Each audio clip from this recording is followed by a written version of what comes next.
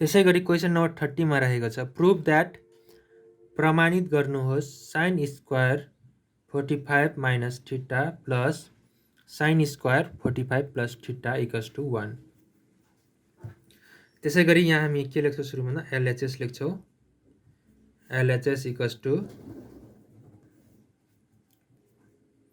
sin square 45 minus theta plus sin square 45 plus theta. अब हामी यसमा कुन फर्मुला युज गर्छौं भन्दाखेरि sin a minus b। sin a minus b equals to के हुन्छ त sin a cos b minus cos a sin b हुन्छ। हो हामी यो फर्मुला युज गर्छौं sin 45 cos theta minus cos 45 sin theta। अब यहाँ स्क्वायर पनि भएको कारणले हामी स्क्वायर हाल्छौं प्लस त्यसैगरी sin a प्लस b को फर्मुला युज गर्दा sin 45 cos theta प्लस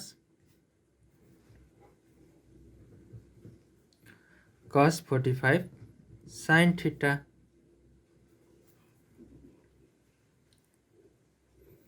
त्यसैगरी अब के गर्छौं भन्दाखेरि यहाँ होल स्क्वायर हुन्छ स्क्वायर छ नि त होल स्क्वायर।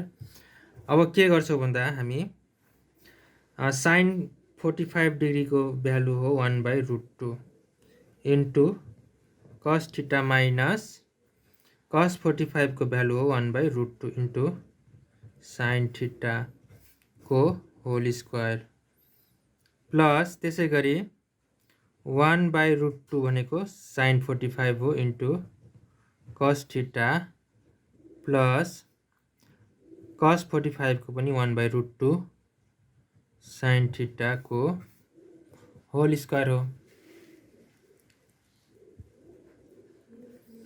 त्यसपछि हामी मल्टिप्लाई गर्छौं cos theta by √2 minus sin theta by √2 को whole square plus cos theta by √2 plus sin theta by √2 को होल स्क्वायर।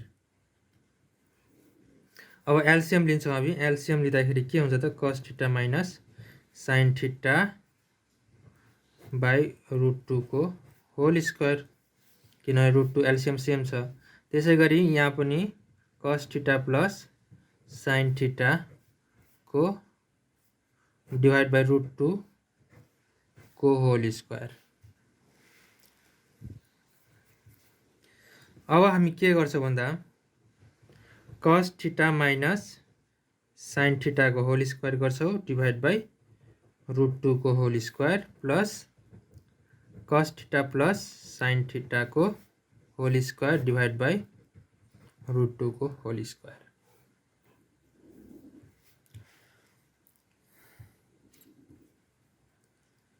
अब हामी यसलाई चाहिँ फर्मुलामा युज गर्छौं कसरी भन्दाखेरि sin a माइनस b र sin a प्लस b को होल स्क्वायर को फर्मुला भनेपछि sin a माइनस b को फर्मुला के हो त a square minus 2ab plus b square. त्यसैगरी cos स्क्वायर माइनस 2ab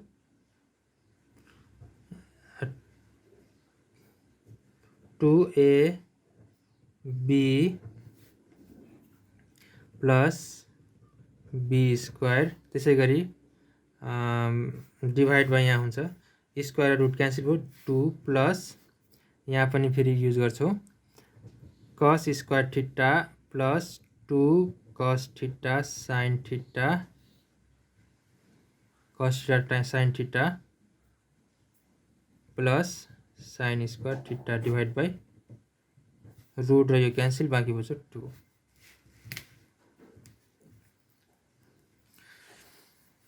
अब हामी के गर्छौं भन्दा sin स्क्वायर थीटा र cos स्क्वायर थीटा र sin स्क्वायर थीटालाई हामी एक ठाउँ लेख्छौं कस square theta plus sine square theta लेख्छ minus 2 cos theta sine theta. अब यसमा एलसिएम पनि लिँदाखेरि के हुन्छ त प्लस यहाँ पनि त्यही गर्छौँ sign square theta plus cos square theta plus 2 cos theta sine theta. अब एलसिएम लिँदाखेरि कति आउँछ त एलसिएम 2 नै आउँछ। त्यसै गरी cos square theta plus sine square theta equals to के हुन्छ त 1 हुन्छ माइनस 1 हुन्छ र यो के हुन्छ त क्यान्सल हुन्छ। त्यसै गरी यहाँ पनि sine square theta plus cos square theta equals to 1 हुन्छ डिभाइड बाई 2 भनेपछि 2 divide by 2 equals to 1। Hence LHS equals to RHS prove.